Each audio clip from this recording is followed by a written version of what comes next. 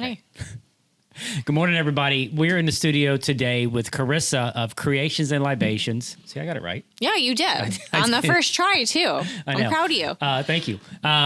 So tell everybody a little bit about Creations and Libations and what that is. Sure. Thanks for having me. Of course. So Creations and Libations is essentially your paint party business. And so it's where you can come and drink and paint and party. Okay. But we do Creations and Libations and the paint party a little bit differently. There's a very specific reason for that. And it's because I was diagnosed with multiple sclerosis. Okay. Back when I was a while ago, but then re-diagnosed at age 30. And when I was 30 years old, the way that they knew that I had multiple sclerosis was I started to lose vision in my right eye. Okay. And so it just got like more and more cloudy and dark. And then it trickled over into the left eye. Oh, goodness. And then I went almost completely blind in both eyes for about 3.5 or more months and lost all the function on the right side of my body. Wow. Then a whole bunch of other wonderful stuff happened. Holy cow. And then when I came out of it, well, it took a while, but when I came out of it, I saw things differently. Like silly things. Grass, right? Looked different. Okay. Clouds looked different. So physically saw things differently, not just a mentally or spiritually thing by having that. Both. Okay. Yeah, but both very much so. Yeah. And so I saw things differently, spiritually, physically, mentally. Right. I approached things in a different way. As one I would. knew that, I didn't take anything for granted anymore. That's Correct. for sure. Yeah, for sure. So I knew that I couldn't go back to my career, Okay. which was in media, because at the time the relapse was over, but it wasn't over. So we didn't know what was going to be permanent. Got it. What was going to stick around, if I was going to go back into relapse, if the medication I was currently being put on was going to work. Right. And so I took a little break, but I can't take a break because I'm a Virgo. And we can't do that. Right. We need to be busy or we get in trouble. Yeah. So I decided to open up my own business. And part of my rehabilitation for myself to get the motor function back on that right side of my body was doing like arts and crafts and things like that. By no means am I like a Monet. Right. That for just, sure. it doesn't happen. But I enjoy doing crafts and painting. And so I decided that I wanted to open up a wine and paint business. Okay. But I wanted to do it my way. Right. And I also wanted to incorporate a little bit of education for the public about multiple sclerosis and what we call optic neuritis in there. And optic neuritis is when your nerve endings in the back of your eye are attacked by your white blood cells, and they get inflamed. And that's what causes the loss of vision. Got it. So we do that by painting in the dark. Oh. Under black lights. Okay. So it's not a bummer. Yeah. Because we don't want to bum people out. Right. But I also want to educate the public on multiple sclerosis. Yeah. And some of the symptoms that are involved in a fun way. That's interesting. Yeah. Do you use black light paint specific, or is it regular paint just? Mm-hmm. We start out in the regular light. So we start painting with regular acrylics. Right. And I kind of explain the whole spiel. And we never tell anybody we're painting either. Because there's such a thing as painting anxiety. The fear of knowing what you're going to have to paint kind of a thing? The fear that my goose isn't going to look like your goose. Understood. I can see that. Right? Yeah, for sure. And then that goose isn't going to be as good as your goose. Of course, yeah. So we don't tell people what you're painting until you get in. Okay. And so that is kind of fun too. Yeah. You never know what you're painting. We start out in regular light. The lights go off. The black lights go on. And then you continue to paint with regular light, not exactly knowing what color's what. Because now the black light has changed the color of the regular paint. That's interesting. And that's kind of one of the concepts is like, okay, now things have changed. Yeah. How are you going to adjust to it? And so you think maybe you have red. Perhaps it's red. Right. Perhaps it's brown. Who knows? Yeah, who knows? Who knows? And then after we finish that portion of the painting, I release the fun neon colors. Okay. And then everybody adds those into what they think Already thought were yes, exactly right. So if you think it's yellow, put it on the yellow. Right. If you think it's red, put it on the red. And then at the very end, the lights go on. and you get to see your masterpiece. Yeah. Yeah. And everybody's always pleasantly surprised at what their painting looks like, because they think the entire time, especially when you're painting in the dark. Right. And then you've added those blacklight colors. For a while, the thing just looks real jacked up. Yeah. You know? It just does. I can see that. It does. Yeah. And so because of that, everybody's got this like, oh no, what's going to happen Right. when the lights go on?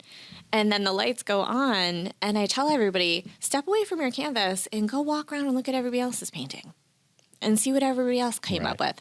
And everybody's like, oh my gosh, I can't believe you came up with that from what we were told to do. Right. And I give very, very loose instructions on what so to it's paint. more of an interpretation on their... More of an interpretation, yep. Okay. And I get people to kind of get out of that box that they're confined to, and they break out of it, and things that they think they never could paint come out on that canvas. Wow. It's very cool. That's my favorite part about it. I could see that. I mean, one from a person walking in and not knowing what's going to happen to seeing that final result, and the variation of interpretation by all the other artists that are in the room with you. Mm-hmm. That's exciting. Yeah. Well, and you've got your type A, your type B course. personality, and then your crossover personality. So, but it's kind of funny because I can tell the type A like immediately. Yeah. Because they're like, I sit down and I tell them, you're not going to know where your red, where your blue is. Right. And they're like, all right, I can memorize this. Oh, yeah. Blue is here, red is here, yellow is here. And there's nothing wrong with that. Course. And I always tell them, don't be afraid to lose yourself, because you can't control everything that life throws at you. Exactly right. And so you just have to run with it sometimes. So at the end of the class, what is the average? How are people reacting to you, or what is the sentiment towards you at the end? And are they thankful or appreciative, or Of the session, or both? I mean, just the experience, the session, and then how do they feel when at the end when they get to take that painting home? Generally, more than generally, the response is very, very good. Okay. And they're pleasantly surprised at what happens. And they're amazed at what everybody else comes up with as well. Yeah. Because it's always very different. Right. And we really haven't had any complaints, which is fantastic. Which I didn't anticipate that, but I just, it's definitely a unique and different experience for those, and then tapping into their sensory and all that. So where are you located at? So we are a traveling show, and I'll get to that too, because we also have immersive shows. Okay. So, and that's a very different experience than the blacklight paint night. Okay. So what does that involve? So the immersive shows we literally immerse you in theater. Okay. So you're coming in to do a blacklight paint night, but things happen in the shows that you're not anticipating when you step in. So that's a difference between the blacklight paint night, which is really just your blacklight painting session, right, where we explain everything and then you paint. And then there's also the immersive paint and sip parties that we have. Okay. One of them right now is our haunted paint and sip party. All right. Where we are haunted by the spirits of Savannah. Okay. Because we were currently doing it in Savannah. Right. And we travel from location to location. Okay. And the ghosts of Savannah decide to pop in on our session and start scaring people. Oh. And then they perform. Okay. Because we've interrupted their talent show. Oh. And so they do some aerial performance, and they do some LED flow performance. Yeah. And you get to watch all this while you're enjoying yourself and painting. That's interesting. Mm-hmm. That's very interesting. Yep. And where you said that's traveling, or that's the immersive? Currently traveling. So that was at the Savannah Underground in Savannah, which is pretty much right over the Talmadge Bridge. Got it. If you're coming from South Carolina ways. Yeah. And I believe we're going to be closer to River Street soon. Okay. So we'll be releasing that location on our social media page. Okay. And we're adding another show. Speaking of social media, what's the @ Mm-hmm. It's Creations Libations. Okay. Mm-hmm. And that's consistent through Facebook and Instagram? And Instagram, yes. Okay, perfect. Yep. And TikTok. Yep. What's the website? It's creationslibations.com. Okay. Perfect. Yep. Okay. So do you want to talk about the multiple sclerosis? Yeah, I don't mind talking about it because I feel like it's very important to educate people about it. Correct. It's an invisible illness, which is fun for everybody that has a chronic illness. Yeah, of course, right. And so just because you see somebody that isn't necessarily in a wheelchair or using a cane or anything like that doesn't mean that there's not something going on there. Right. And, there could be a range of multiple symptoms going on that you are not aware of. Like, for example, I may not be doing it right now, but I have a constant head tremor, which is super annoying when I'm trying to focus and have a conversation with somebody. Yeah. Because all of a sudden they're like, well, why are you shaking your head no? And I'm like, I'm not. It's just my head tremor. Yeah. Sorry about that one. So that's one. But multiple sclerosis really means it's many scars is what multiple sclerosis means. Okay. And it means many scars because it is your white blood cells attacking the myelin sheath, the protective coating on your nerve endings, sorry. And when it does that, it crisscrosses signals. Okay. So when your myelin sheath is attacked on those nerve endings, it sends signals where it's not supposed to in your brain and in your body. So it's a central nervous system chronic illness centralized. So it attacks your spinal cord and your brain. Okay. And that can cause a number of different things to happen because for everyone it's different because different nerve endings are always attacked in different people. Right. And so you don't know if it's going to cause a twitch, a tremor, blindness, if you're going to be unable to walk. There's so many different things that can happen. For me, I'm still learning, right? Because it never ends. It's always progressing. We have primary progressive multiple sclerosis, which is the most serious form of multiple sclerosis. It hits you fast and hard. And a lot of people that have primary progressive, you will see in a wheelchair or using a walking cane or something like that. Yeah. And then you have R&R relapsing remitting multiple sclerosis, which is what I have. So it relapses and then it goes into remission. Got it. And then it may relapse again. Hence the eyes and the vision. Mm-hmm. Okay. The eyes and the vision. Okay. But no matter what, we are learning that multiple sclerosis does have a tendency to progress. So regardless of whatever it is, of whether it's primary progressive or relapsing remitting, luckily for me with age, which is fantastic because I'm about to turn 40. Oh, wow. So congratulations! Oh well, thank you. I'm so excited. It is. It's a fun time. Yeah. Mm-hmm. So I'm trying to think of for that multiple sclerosis. You were first diagnosed when? Oh gosh, I think I was about 25 years old or so. And then you said it relapsed? Yeah, I kind of ignored it at the time. We thought it was a fluke, especially with all the medications because back then medications were not as they are now. Right. And so the medications back then made me sicker. They gave me flu-like symptoms. They made me, unable to do things because I got fatigue and things and all that. And so everybody was like, dude, it's the medication. It's not, MS. And I just kind of ignored it and put it to the side. And for 10 years was like, well, that was a fluke. Right. So, and then at age 30, when the vision thing happened again, because that was my first, got it. So, my first indication. And that happened quickly. So it happened and then it came back within a week. Oh, wow.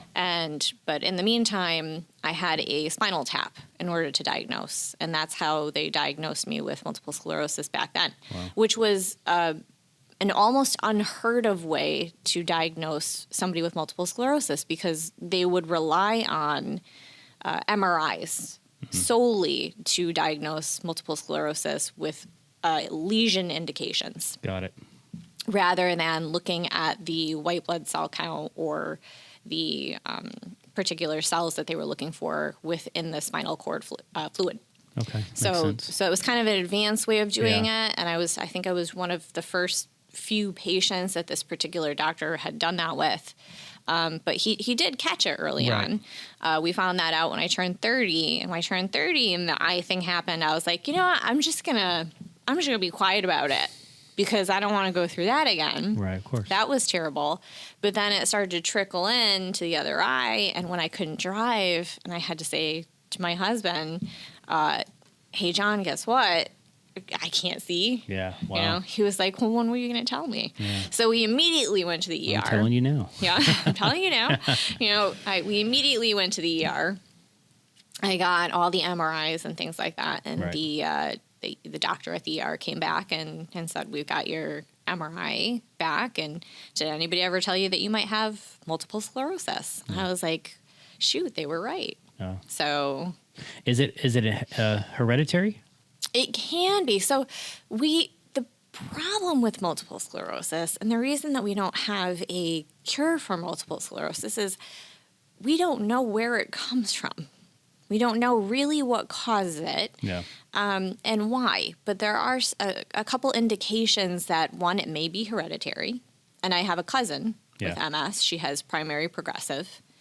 And the other may be related to a vitamin D deficiency, which is interesting because if you take a map and you look at the people that have MS on a world map or the U.S. map, a lot of people that have multiple sclerosis on that map will live somewhere in a colder region that doesn't necessarily get enough sun. Right. And then once you get down lower toward the south in the equator, you'll see a drop in the number of people that have multiple sclerosis. That's interesting. Mm-hmm. Yeah. That's very interesting.